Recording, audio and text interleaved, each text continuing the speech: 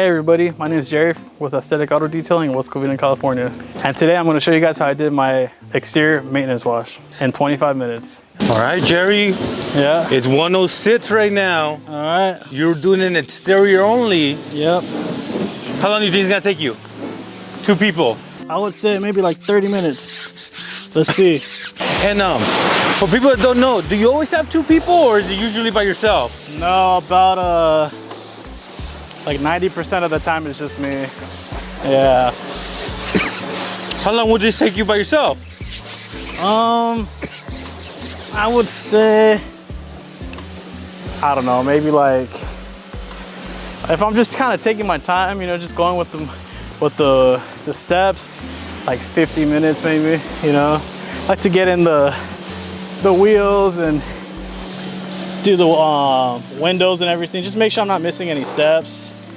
But there are some times when I'm just hustling, you know. It takes like 30 minutes maybe. You actually have another detail after this. Yeah, I have to go do a buff and wax exterior only, so we'll see what's up. We're just gonna go clean up the paint for the Maybach. His main focus was just to clean up the paint a little bit, not so much the swirl marks, but just, you know, kind of bring out a shine. Hey Jerry, let me ask you. What's up? Would this be considered maintenance? Yeah, these are maintenance washes for sure.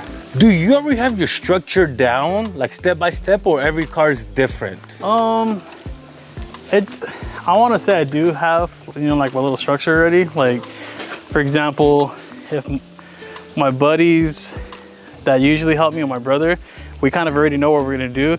My dad, he just started helping me, so he's kind of still, you know, kind of getting the motions of everything. I could tell he's learned a lot since he first started.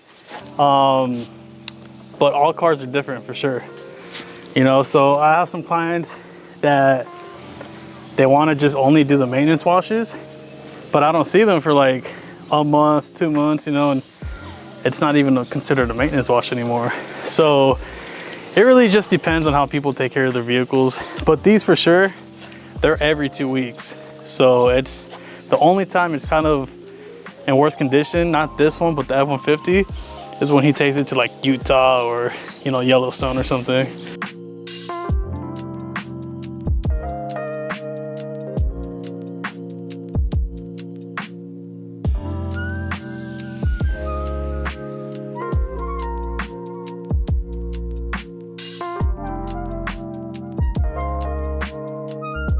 All right, Jerry, you're moving pretty fast, man. Trying to, man. So, what's 1 or 2 tips that you have for detailers, or something that could distract you from finishing the job on time? You got any? Talking to your clients. I'm guilty of it. It's just because I'm very big on like actually building a relationship with my clients. So sometimes, you know, I do get to know a lot of them on a personal matter, but it's necessary. It's an investment. It is for sure. But especially in detailing, time is money, you know? So that's something for sure. Also, sometimes just don't worry about things that are out of your hands. That's a big one. You know, as a detailer, especially when you're passionate about it, you're working on somebody's vehicle and you see like, oh man, they could use this, or oh, they want to do, you know, they should do this. Sometimes they don't really care about their vehicle as much as you do. So when I'm working on a vehicle, a client's vehicle, I work on it as if I'm working on my own. So I always try to give each vehicle the time and, you know, the love that it needs. So one thing that I learned specifically from Luke from Wilson Auto Detailing is, as a business owner, you got to know when to stop. So, you know, long story short, it's do the job that you're paid for, and that's it. All right, Jerry. So, Jerry, I see you move, bro. You move with precision. You know exactly what you're gonna go do. Does that come with experience? And what I mean is, for example, right now you just sprayed the window. 2-3 sprays, that's it. Yeah. The tires, 1-2 brushes, that's it. Yeah. Does that come with experience, or are you still trying to perfect it? Where does that come from? I would say a little bit of both. It does come from experience. I would say trial and error, if anything. Reason why I say that is because, you know, when you first start out, you try things and you start to realize like, could be better, you know? So yeah, I mean, the windows, for example, I used to spray them a lot, but then I realized this first tile that I'm using, it gets wet after a few windows, you know? So as you move on, you don't really need that many sprays. So in the long run, you're saving product. Got it. Now, one thing I noticed some detailers do is, for example, the inside, they vacuum it, then they blow it through the dash and vacuum again. Oh yeah. Have you seen that before? Yeah. What's your opinion on that? Is it a waste of time, or are they doing extra for no reason? I would say it's a little bit of both. What I would do is I would vacuum, try to vacuum as much as I can, and then I would blow it, you know?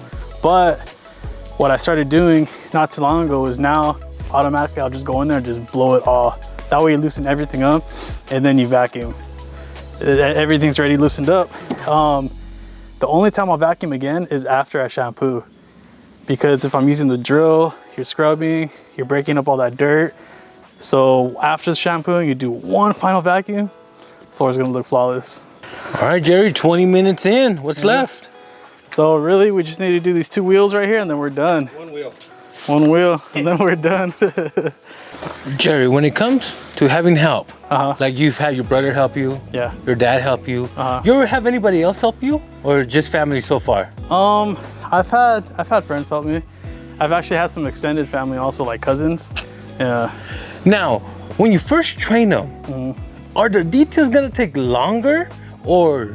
Yeah, they take a little longer. Yeah, and it's funny because sometimes, for me, for example, you think like, you know, you do it all the time. It's like basic things, but they take a little longer. For example, vacuuming.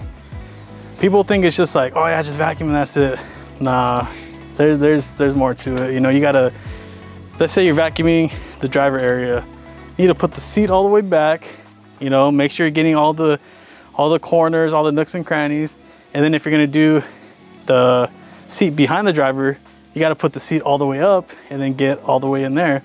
Because if you're not moving the seats, let's just say somebody moves the seat up or forward, backwards, it's gonna look sloppy because it just shows you didn't even show or attempt to vacuum that area.